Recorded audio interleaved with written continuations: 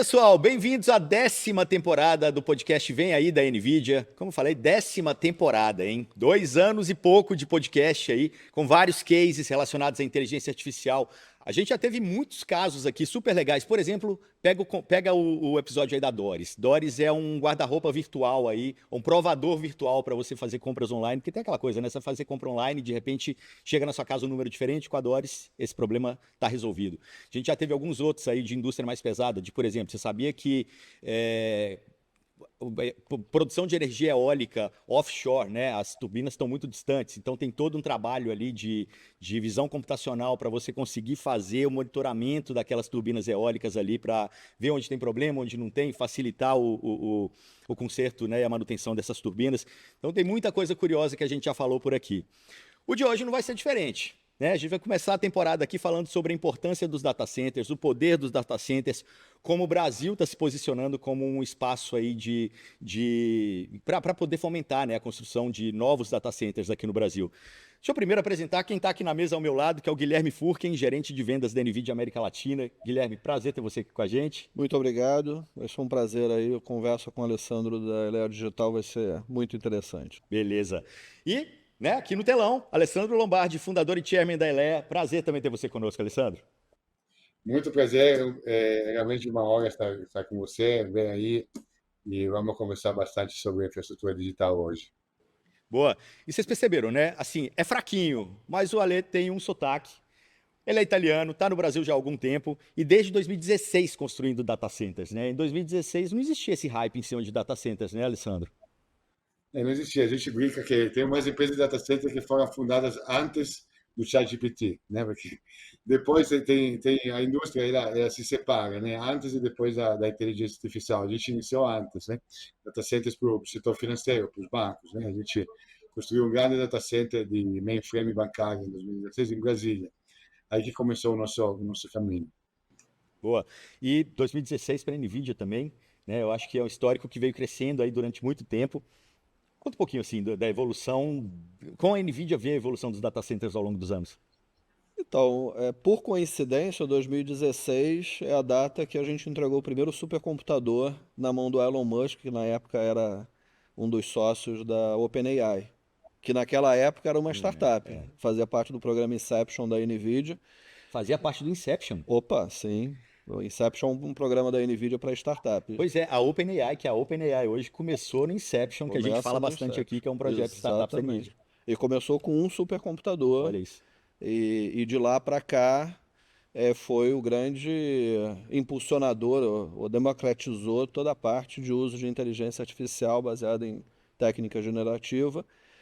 E isso foi em 2022, final de 2022. Então, em 2022 a gente realmente viu todos os modelos serem democratizados e aí começou uma corrida de construção de grandes infraestruturas de data center, porque descobriu-se que por trás daquele modelo primeiro lá do OpenAI 3.5 em 22, tinham 10 mil GPUs da NVIDIA trabalhando simultaneamente para treinar o modelo que foi lançado naquela época. E a gente acha que 10 mil GPUs é muito. Hoje a gente já vê infraestrutura com centenas de milhares de GPUs dentro de um data center e até tem se falado já em milhares de GPUs, porque no final tem um trabalho muito forte ainda em construção de modelos cada vez com mais acurácia, cada vez mais robustos para resolver problemas de todas as indústrias. Agora, Alessandro, tem um projeto muito legal que vocês estão fazendo agora, que é o do Rio AI City, né? Conta para o pessoal o que é esse projeto. Ele é um dos 10 maiores da América Latina, né? Um dos 10 maiores projetos do mundo voltado para IA, o maior da América Latina hoje, quando se fala em data center. O projeto AI City transcende o que é o data center. A gente chama de Urban AI. A ideia que a gente desenvolveu nessa cidade é de construir infraestrutura de computação de grande porte, um volume comparável aos maiores data centers do mundo, dentro da cidade.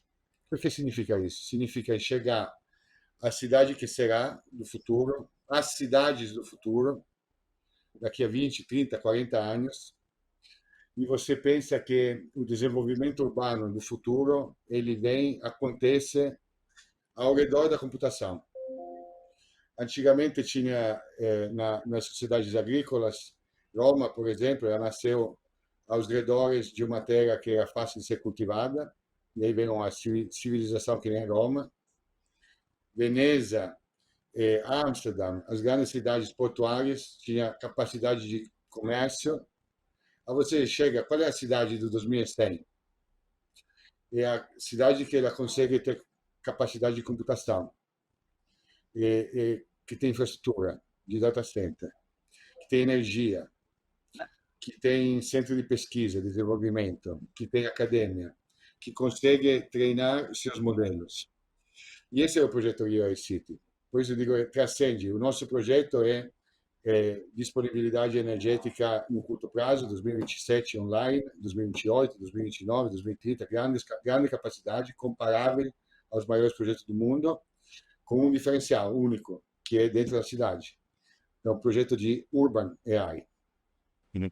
Dentro da cidade, mais especificamente dentro do Parque Olímpico, que todo mundo conheceu aí na época das Olimpíadas, né? Então ainda tem uma coisa meio simbólica, né, de estar ali dentro do parque. Com certeza. E, olha, eu penso que a Prefeitura do Rio, o governo do Rio, o próprio prefeito Eduardo Paes, que é um grande suporte desse projeto, eles fizeram uma entrega sensacional de infraestrutura de grande porte no Rio de Janeiro. Todo mundo viu. Eu visito a West Coast, você vai lá em Santa Clara, na Nvidia, você fala de Rio de Janeiro, o pessoal lembra do Golf Course. Eles lembram daqueles visuais incríveis que viram nas Olimpíadas. Então, foi uma forma de mostrar Rio de Janeiro ao mundo, mas o que aconteceu? 500 terabits de cabo submarino chegaram no Rio de Janeiro, por causa das Olimpíadas. Subestações capazes de comportar 1,5 GB de energia por causa das Olimpíadas. E grandes espaços prontos para a gente construir agora um data center do futuro. Então, o Centro Olímpico, ele é uma infraestrutura legado que nos permite de entregar rápido. Uhum. Sim, e depois de vários outros projetos, esse aí agora tá seguindo de vento em popa. A gente tem um prédio lá hoje já, né? E vão ser 3, não é isso? Tem um data center e vão ser 3. Vai ser gigantesco. Eu sugiro às pessoas visitar nosso site, ver, Rio AI City, vocês vão ver as fotos. Ele é um parque tecnológico. Preciso admitir que o layout dos data centers está mudando a cada hora. Portanto, vai acabar sendo algo parecido com o Stargate. O tamanho é o mesmo. Somente que a gente está desenhando bonito. Não é só porque eu sou italiano, como você justamente mencionou o meu sotaque. Nós italianos, a gente é conhecido para fazer negócio com a gente conhece de arquitetura, né?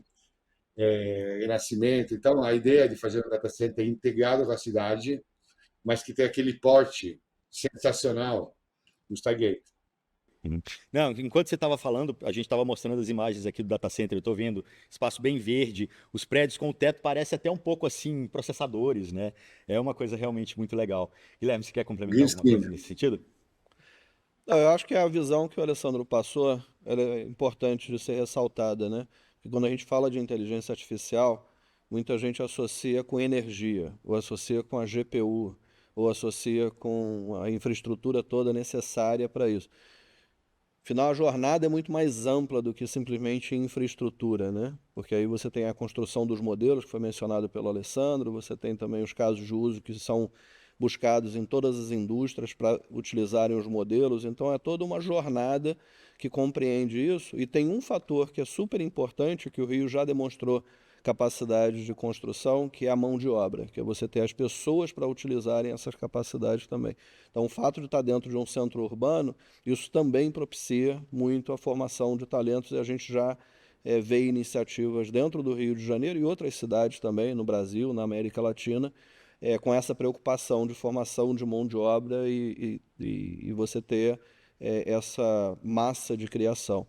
E isso também encadeia uma outra parte que também o Rio de Janeiro, através do projeto Lamara Vale, ele tem, que é você ter as iniciativas com as startups, que afinal de contas elas é que vão inovar, elas é que vão criar valor para o país, e aí não tem nada hoje que impeça o Brasil, Rio de Janeiro, especificamente, de ter uma nova OpenAI, uma nova DeepSeek, uma nova Mistral, startups que começam com um determinado propósito e conseguem escalar. E para ele escalar, precisa ter mão de obra, precisa ter infraestrutura, precisa ter modelos. No final, é um encadeamento todo e que a gente busca, e uma das iniciativas da NVIDIA, crescer esse ecossistema, que envolve todas essas partes.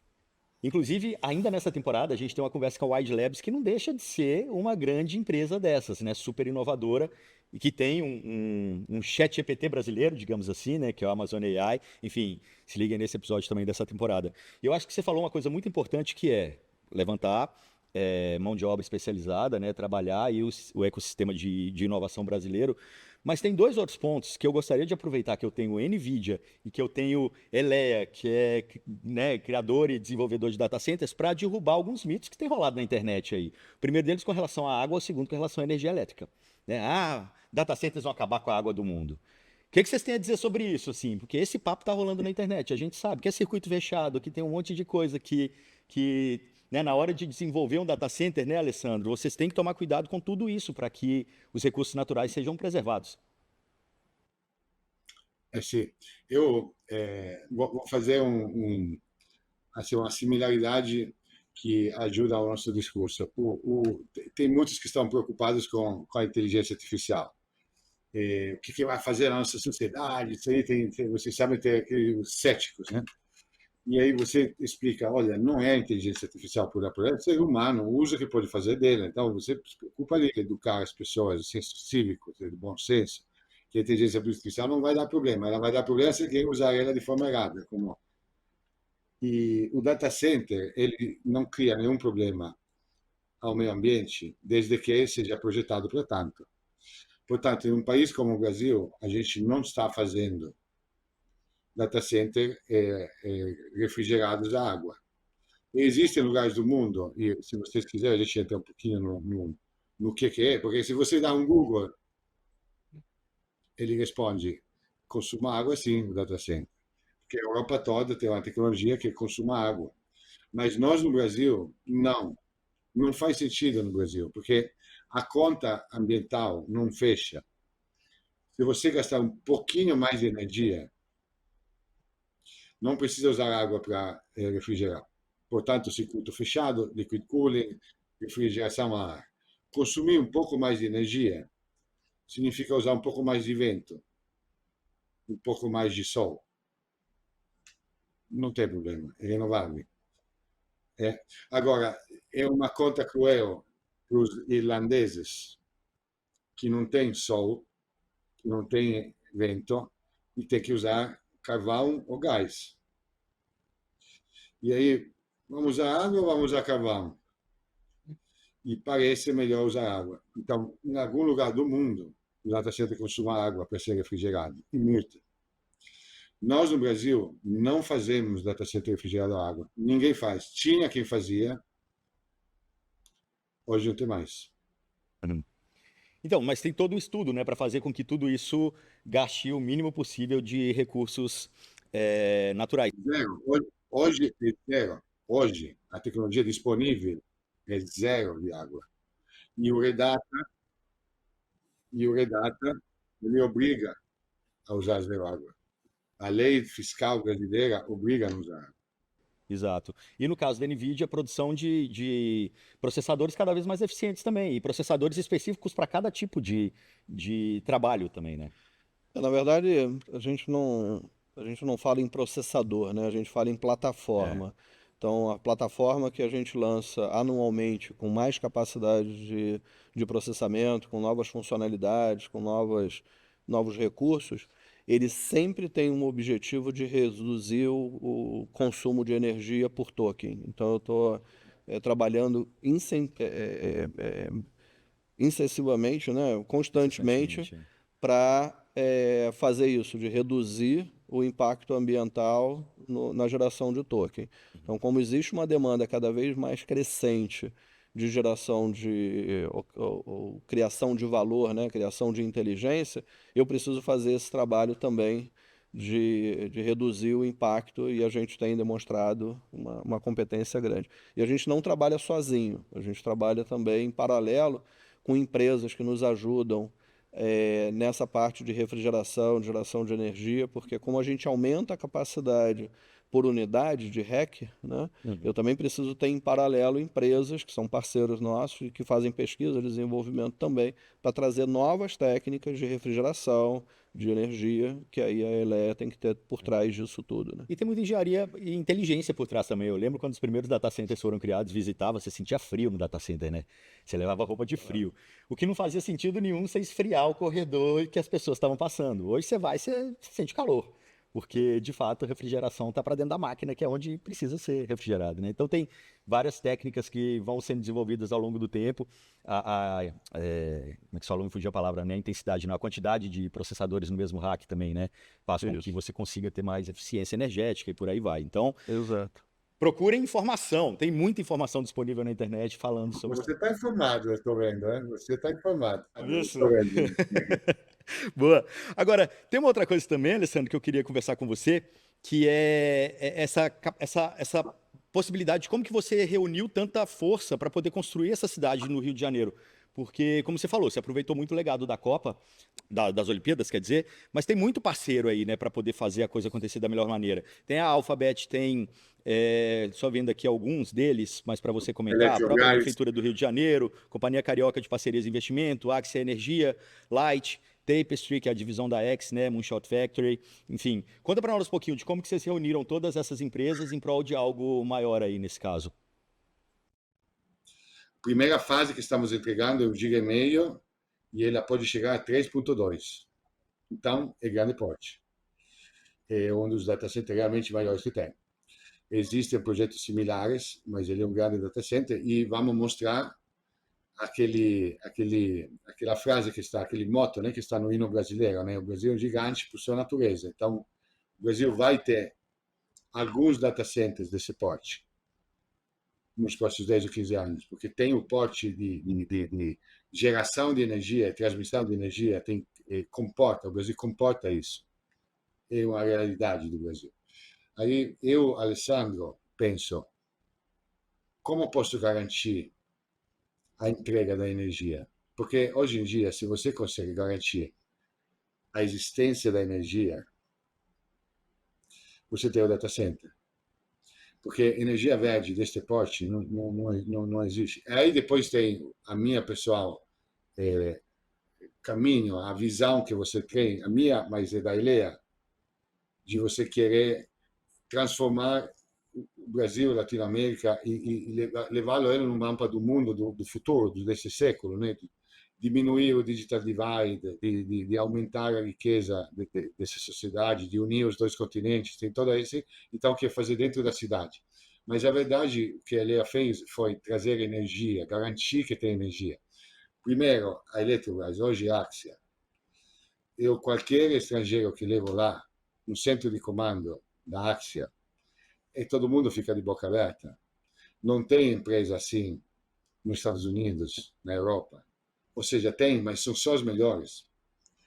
A quantidade de tecnologia, de competência, de capacidade de entrega que tem na Eletrobras é sensacional, é state of the art, é nível global. Portanto, a gente tem esse parceiro que vai trazer a energia até o Rio City. Depois tem a concessionária do Rio, que não pode faltar, que é a Light, nosso parceiro de primeira hora. As primeiras fases do Rio City dependem deles, eles são o maior parceiro que tem. O prefeito da cidade, a prefeitura do Rio e agora também o governo do estado, que apoiam o projeto porque eles têm a visão de cidade do futuro. E Tapestry, que é uma empresa do Alphabet, que se ocupa de garantir a resiliência da transmissão de energia, não hoje, porque hoje tem, é fácil, mas utilizando AI, simulação, o que tem nessa rede daqui a 20 anos? Eu ainda vou poder usar meus 3 GB no Rio City? Então, eles estão adaptando os modelos utilizados no na rede de transmissão americana para o Rio de Janeiro. para afinal garantir que terá energia. Não hoje, porque hoje tem. Vai lá na Axia, eu estou entregando para o Alessandro data tal, está assinado. Agora, o que eles vão dizendo é que terá energia, e para fazer isso precisa de modelo de inteligência artificial dos mais elaborados que eu já vi. No Brasil, na América Latina, os chilenos fizeram um trabalho com Tapestry, mas do pod que estamos fazendo ninguém viu antes, porque utiliza os dados estáticos de, operatividade da rede de transmissão e distribuição e os dinamiza através de um sistema que usa os motores do Google, né? Inclusive, Alessandro, até para complementar isso que você estava falando, saiu um estudo da Brascom que uniu todo o ecossistema, toda a indústria, para falar sobre consumo de energia e de água dos data centers aí de hoje e ao longo do tempo.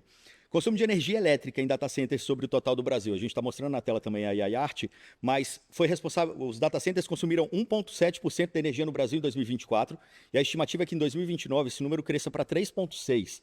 Ou seja, vai dobrar, mas ainda assim, a gente está falando de muita eficiência, a gente está falando de muito desenvolvimento P&D para poder fazer com que mais produção de tokens seja feito com menor gasto de energia. Ainda assim, 3,6%. E no caso de água, em 2022, os data centers gastavam 0,003% da água, e em 2029 vai ser 0,008%. Ou seja, é um impacto muito pequeno perto do todo, né? E para desenvolvimento a gente tem que usar recursos, desde que seja usado da forma inteligente, né? Guilherme, você tem algo a comentar sobre isso? Como que vocês têm olhado para esse lado? Ou até, de repente, sobre o projeto também que o Alessandro acabou de comentar, sobre as questões do projeto? O que a gente está vendo é a criação de uma fábrica de inteligência artificial. E assim como toda fábrica, ela tem necessidade de infraestrutura e de insumos, né? E um dos insumos que a gente tem para essa fábrica de inteligência artificial é a parte de energia. Mas também tem a questão de dados. Sem dados para fabricar inteligência é impossível. E o objetivo é com que essa inteligência gerada por essa fábrica, que está hospedada dentro desses grandes data centers, ele possa trazer uma maior eficiência da indústria, melhores serviços para o cidadão, enfim, existe um impacto dessa inteligência, não é simplesmente lazer, né? Então a gente vê muitos projetos que eles geram valor efetivo para as empresas, e esse é o fruto do desenvolvimento todo das aplicações, dos modelos, do que existe aí por cima da infraestrutura, que é o grande objetivo, né? Ninguém está aqui querendo só gastar energia e refrigerar um ambiente de data center. É a criação de inteligência, e isso tem propósito e tem dores que são resolvidas efetivamente para qualquer indústria e até para o próprio cidadão, para a melhoria da qualidade de vida dele, para um serviço melhor. A gente vê essa iniciativa dentro do governo do Rio de Janeiro e outros governos também, do uso da produção de inteligência artificial para um serviço melhor, um serviço mais adequado para o cidadão ou para o visitante. O Rio de Janeiro tem uma vocação turística muito grande, muito forte, e como servir o turista de maneira mais humana, utilizando a parte de inteligência artificial. Perfeito. Eu queria entrar no capítulo Redata. O projeto de vocês, né, do Elea, veio antes do Redata, mas, né, o Redata sendo lançado agora, né, em setembro, Redata é Regime Especial de Tributação para Serviços de Data Center no Brasil, deixa o Brasil mais, digamos, competitivo com o mercado internacional aí para a criação de data centers por aqui, né? Como que vocês têm olhado para isso, Alessandro? A partir do Redata, fez com que vocês repensassem projetos, aumentassem investimento aqui? Como que isso impactou aí nos projetos de médio e longo prazo da Elea? Bom, Guilherme sabe, para trazer para cá uma GPU da NVIDIA, tem que pagar na aduana 86% de imposto, hoje. 86% de imposto. E olha que a NVIDIA, ela cobra o que vale, mas não cobra pouco, né? Porque vale muito. Então, traz uma GPU hoje em dia, custa $100.000, faço um exemplo, tem que pagar $186.000 o usuário brasileiro. O que acontece? Que vão todas para o Chile, que vão para a Argentina, vão para a Colômbia, ficam nos Estados Unidos, vão para a Índia. Aqui, me parece, Guilherme, não sei se tem o dado, mas aqui tem uma percentual ínfima de GPU em relação ao mercado que somos. Porque tem uma barreira tributária que é uma herança da famosa lei da informática. Eu estava na Itália na época, mas me contaram como era impossível trazer para cá. Como pode pagar 86% de um imposto sobre uma GPU? Então, o que faz o Redata? Zero esse imposto. Portanto, com o Redata, o Brasil compete a nível global e eu informo que não tem muito competidor capaz de ficar com quanto tem hoje? 18, 20 gigawatts de energia disponível no Brasil? Todo verde. Tem mão de obra, temos cabo submarino, temos competência, tudo tem. Então, a última coisa que falta é tirar a barreira tarifária. E o Redata é isso que faz. Portanto, abre o mercado, vira duty free para as GPUs. Vocês entendem que eu penso que o Guilherme tem a mesma visão. Eu sou contra a verdade, mas a verdade nua e crua é essa. Cliente nosso que compra NVIDIA tem que pagar 86% da aduana. Depois do Redata, não tem mais. A gente tá vivenciando uma fase em que a produção de inteligência artificial através de uma fábrica, ela é similar a qualquer outra indústria de capital intensivo e que o Brasil fez o dever de casa para atrair essas fábricas, seja de automóvel, seja de avião, ou seja de outras indústrias, né? E o governo tem essa sensibilidade, demonstrou essa sensibilidade a partir da aprovação do Redata, vigente a partir de janeiro, justamente para isso. Se eu quero ser competitivo e relevante e um jogador a nível mundial, eu preciso ser competitivo dentro da área também de de montar essa fábrica. E aí a gente tem uma carga tributária grande, a gente sabe disso. Existe, na verdade, o Redata ele é uma antecipação do benefício fiscal que virá com a reforma tributária, né? Então o governo está antecipando essa condição agora para 1º de janeiro, justamente para mostrar para o mercado a importância que ele vê, a relevância que ele vê, que ele identifica da inteligência artificial para o crescimento de um país, para atrair investimento, para criar valor agregado e não ficar atrás de outras grandes nações. Uhum. Já aumentou o pedido de novos processadores, novos clientes para a NVIDIA aí depois do Redata? Não, a gente não comenta esse Não tipo pode comentar a respeito. Tudo bem. Ah, mas eu posso comentar. Eu posso comentar, porque eu vejo, não sei se em mídia, não lembro, mas eu vejo que tem gente precisando do data center que antes não tinha. Isso é verdade, né? Agora, o Redata está passando, está tramitando ainda. Está na Câmara, vai para o Senado e vai virar lei. Quando virar lei, com certeza vai aumentar os pedidos. Eu me permito responder por você, Guilherme, mas é claro que sim. Agora, é importante que nossos espectadores saibam. Hoje, 60% dos dados brasileiros são computados e armazenados na Virgínia. É. Como assim? Deixa eu E te por dar um quê? pause aí primeiro. A gente comenta sobre isso. Só um pouquinho, porque eu quero puxar um outro assunto antes que tem a ver com o que a gente está falando. NVIDIA não comenta, você está falando aí, mas tem um dado da ANEL. Crescimento de 32% nos pedidos de conexão à rede, que é, de acordo com a ANEL, reflexo do Redata. E aí eu queria aproveitar, antes da gente cair na questão dos dados soberanos, Alessandro, falar um pouquinho de impacto disso em outras regiões do Brasil. Porque vocês estão no Rio de Janeiro, que você falou, né? De todos os benefícios de ter ali já um monte de conexão que veio de legado das Olimpíadas e tal. Mas e o resto do Brasil? Porque, como o próprio Guilherme falou, é um investimento que traz mão de obra qualificada, é um investimento que impacta no desenvolvimento social e econômico das regiões todas. Então, como que vocês olham para outras regiões do país? Bom, a Elea é a primeira empresa de data center e hoje a única que opera em diversos estados brasileiros. A gente hoje tem 9 data centers, 75 megawatts, e esses 9 data centers eles são difusos geograficamente.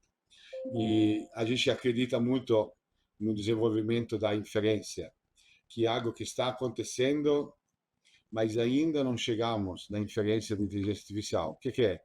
Machine learning, que todo mundo fala, são os core deployments, vamos dizer, onde tem os modelos fundacionais.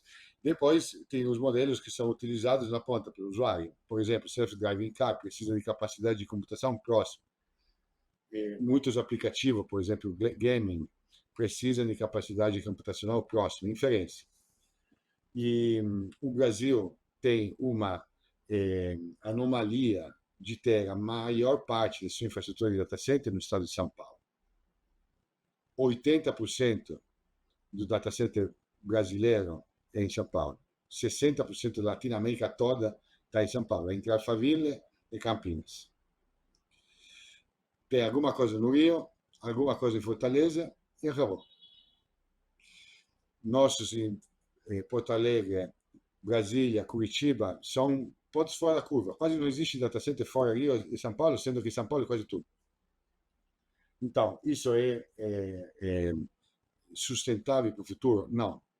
O Brasil, com 220 milhões de pessoas, com a dimensão geográfica de um continente, ele vai precisar ter data center em todas as grandes regiões, todas as grandes cidades. Uma cidade como Belo Horizonte não tem data center. Uma cidade como Salvador não tem data center de tamanho que seja superior a 1 megawatt. Isso é uma anomalia por causa dos impostos. Por causa dos impostos. Porque custa caríssimo abrir uma região. E não tem cliente que suporte 86% de imposto para abrir uma região. Vamos transportar o dado, vai ficar ruim para ele lá, mas se não ficar ruim para mim. Então, o que acontece? O cloud brasileiro é o mais caro do mundo, a experiência do usuário é horrível. Vê lá uma empresa mineira, vê lá uma empresa de Baiana para usar SAP. Não tem. E tem que se conectar com São Paulo. E caiu a fibra. Não vai. Quer salvar um dado. Pensa. Você sabe aquele negócio que tem que salvar? Faz save. Aí depois espera. Aí, sabe?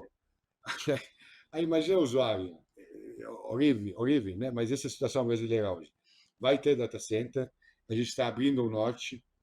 Eu não posso falar que a gente vai abrir Belém já já. Não me deixa falar, mas ele vai ser o primeiro data center da Amazônia, ainda não se pode dizer.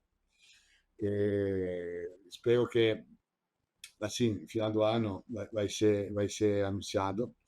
E Fortaleza, Minas Gerais. Vocês imaginam a cidade como Belo Horizonte, que não tem um data center? Não faz sentido nenhum. Não Agora, faz sentido nenhum. Alessandro, o que importa quando você escolhe um lugar para construir um data center? Assim, você está falando da importância, né, pensando obviamente no usuário, mas como negócio, né, imagino que seja mais difícil nesse momento instalar data centers nesses lugares que você está falando. Como que você escolhe ou por que você resolveu optar por esse modelo de negócio? São os Content Delivery Network, são as grandes operadoras. Eu vou citar duas: ByteDance e Meta. Depois coloca a Telecom Italia, coloca a Vivo, coloca o SpaceX, coloca as outras grandes empresas de comunicação satelitar. Eles têm milhares de usuários com serviço ruim. Agora, quando o mercado delas exige que tenha um data center, elas nos chamam e a gente vai e constrói. Eu não consigo construir data center no zero, preciso de anchors, que são esses senhores. São os que trabalham à ponta. Não é que Uber. Vocês imaginam, vocês já usaram Uber em Salvador? Aí a máquina está lá, aí depois fica parada, aí depois aparece lá, sobe lá, não funciona, porque a máquina está em São Paulo, né? Então, quantos usuários do Uber tem em Salvador? Convém a Uber procurar um data center? Porque não tem lá. Então, ele fica sem. Quando esse ecossistema se une, tem um volume crítico suficiente, a gente constrói. Com 86% de imposto, a conta não fecha. Quando você tirar o imposto, todas essas cidades vão ter data center. Todas elas. De porte. Eu venho de Torino, na Itália, de Torino, na Itália, 1 milhão de habitantes, tem 30 mega de data center em Torino. Belo Horizonte, 3 vezes Torino, 3 milhões de habitantes, tem meio mega de data center. Está em São Paulo. Exato. Mas vocês da NVIDIA têm percebido essa disposição geográfica já, essa distribuição geográfica começando a acontecer? Sim, porque quando a gente fala dos grandes data centers, dos grandes, grande infraestrutura para treinar modelo, para fazer fine tuning, para fazer toda a parte de pós-treinamento e etc., a gente está falando em criar a solução. Mas depois, quem vai utilizar essa solução, ele precisa também ter aonde fazer a inferência, onde fazer o processamento, que é exatamente o que o Alessandro está falando, né? A gente já viu projetos de porte grande sendo feito pelo SoftBank, por exemplo, no Japão, em que ele cria um AI grid. Então, ele faz a distribuição de pequenos data centers, aí não estou falando de data centers de centenas de megawatts, de gigawatts, mas eles estão distribuídos pela rede para que o usuário tenha um, um, uma, uma menor latência, um menor tempo de resposta quando ele está utilizando um aplicativo do Uber, por exemplo, está utilizando algum aplicativo como é Perplexity, ou como é OpenAI, ou como é Gemini. Então, essa distribuição de processamento, ela é super importante. Talvez uma analogia interessante para as pessoas entenderem, né, do que a gente está vivenciando é quando a gente olha para serviços de streaming de vídeo. Serviços de streaming de vídeo, como é o Netflix, o Globoplay, outras plataformas que tem aí de streaming de vídeo, ela só é viável economicamente e da experiência do usuário porque existe um negócio chamado CDN, que é um Content Delivery Network, que está hospedado justamente em pontos de acesso perto do usuário. Está dentro de uma operadora de telecomunicações ou está dentro de pontos de troca de tráfego. A CDN, ela viabiliza o negócio economicamente, porque eu não preciso ficar transmitindo vídeo de um ponto central, por exemplo, de São Paulo até o Nordeste, toda vez que o usuário acessa um filme. Se ele tivesse que fazer isso, de baixar um vídeo de um data center centralizado até o Nordeste, onde está o usuário, ou no sul do país, consumiria uma infraestrutura de transmissão muito cara e onerosa. Então, o que o sistema ele faz? Ele usa um algoritmo de dizer quais são os vídeos mais propensos de serem consumidos numa determinada região e já deixa armazenado dentro de A um cópia disco, ali. dentro de uma cópia ali dentro. E quando o usuário precisa daquele vídeo, quer acessar aquele vídeo, ele tem ali só o acesso dele, né? Isso do ponto de vista econômico. Do ponto de vista de experiência também, porque rapidamente eu acesso o vídeo, né, que eu quero assistir dentro de uma plataforma dessa de streaming e eu recebo esse vídeo de uma maneira muito rápida e com um tempo de latência menor. A gente vivencia exatamente o mesmo movimento com aplicações que demandam processamento de dados. Eu não vou nem falar de inteligência artificial, mas de maneira geral de dados, né? Como é o Uber, como é o Waze, coisas do nosso dia a dia. E se eu tenho isso mais próximo do usuário, eu viabilizo tanto economicamente quanto da experiência do usuário. E é isso que a SoftBank fez com a AI Grid, e a gente vê outras operadoras também no mesmo movimento e cria essa demanda que o Alessandro está já se preparando para atender essa demanda também distribuída pelo Brasil. E aí a gente tem uma dificuldade territorial gigante, né? A gente é um país continental, mas ela está acontecendo em paralelo. Eu vou dar o exemplo clássico de CDN, quando você falou, né, de ter que buscar a coisa lá na ponta. Quem é mais ou menos ali da minha idade passou pela experiência de ter que ficar baixando série em dia de lançamento. E era um desespero. Eu lembro quando eu assistia Lost, lançava lá fora.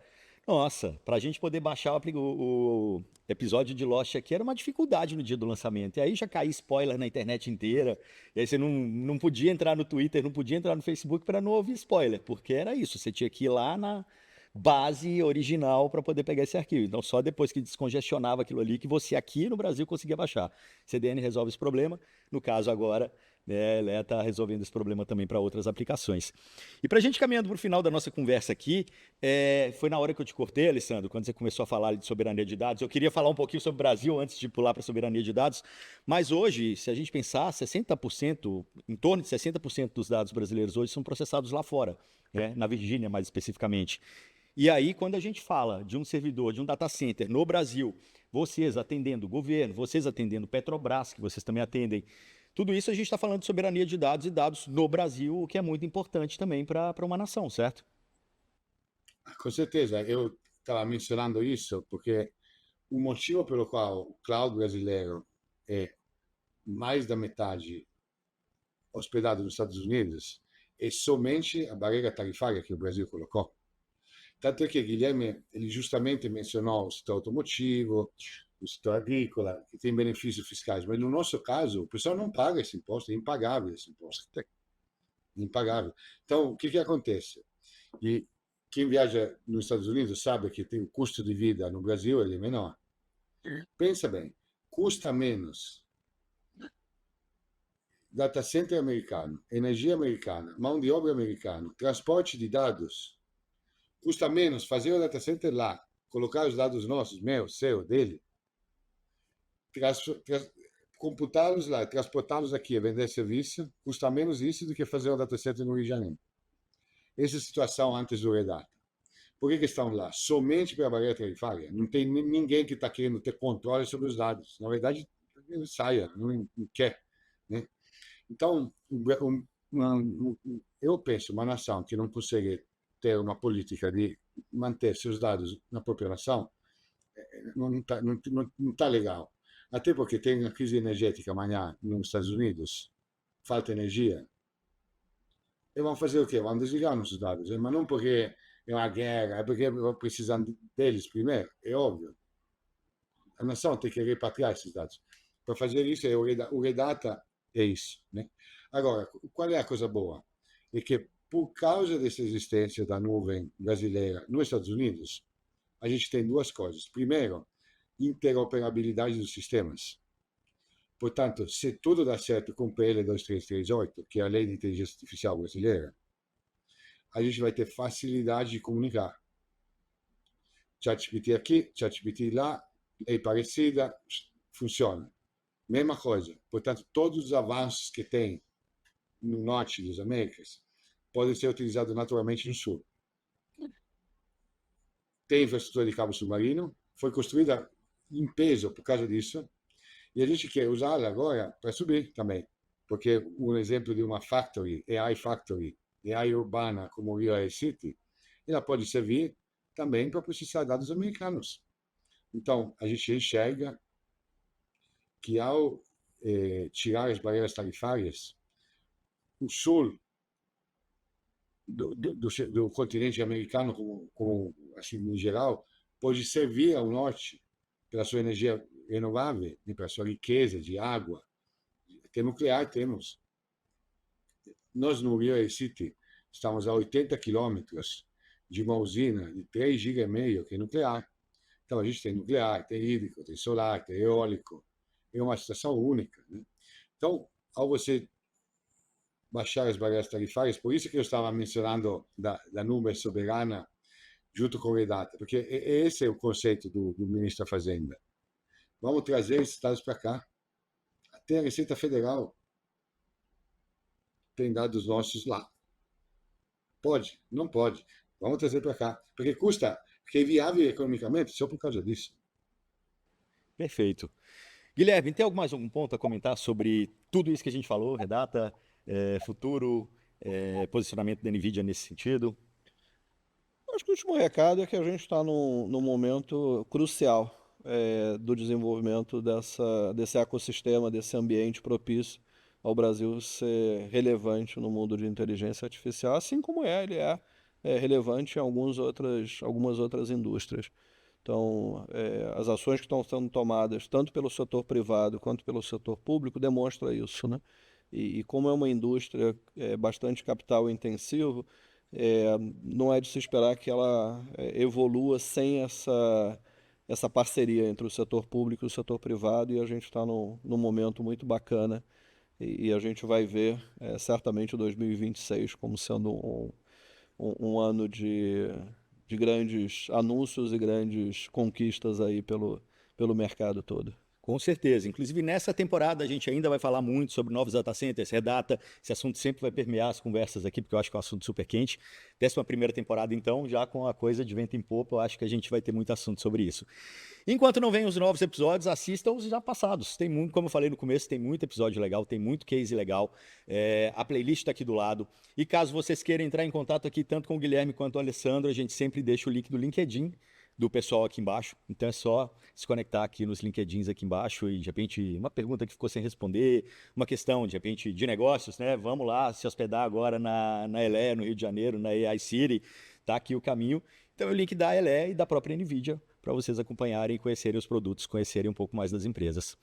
É isso, pessoal. Alessandro Lombardi, fundador e chairman da ELE, prazer, obrigado. Guilherme Furken, gerente de vendas da NVIDIA América Latina também, brigadão pela presença. E a gente se vê no próximo episódio. Valeu, pessoal.